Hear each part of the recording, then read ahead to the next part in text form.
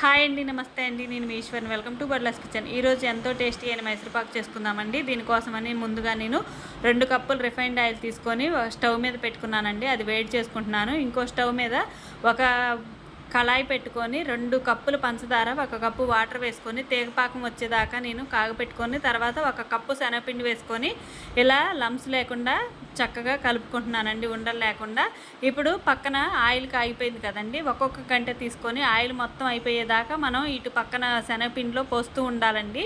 అప్పుడు ఆయిల్ అయిపోయేదాకా మనం పోస్తూ కలుపుకుంటూ ఉంటే మైసూర్పాకు రెడీ అయిపోద్ది గుల్లగా. ఇప్పుడు స్టవ్ ఆఫ్ చేసుకుందామండి. ఆఫ్ చేసుకొని ఒక గిన్నెలోకి అయితే ఇలా సర్వ్ చేసుకొని అది కొంచెం చల్లబడిన తర్వాత మనకు కావాల్సినట్టుగా ముక్కలు కట్ చేసుకుందామండి, చిన్నవైనా పెద్దవైనా. ఇప్పుడు చల్లారిపోయిన తర్వాత చక్కగా ఇలా ఒక ప్లేట్లోకి బోర్లిస్తే చక్కగా వచ్చేస్తుందండి. ఇలా మనం కట్ చేసుకొని పీసెస్ సర్వ్ చేసుకోవటమేనండి. చిన్నవి కావాలంటే చిన్నవి, నేనైతే ఇలా పెద్దగా కట్ చేసుకున్నానండి.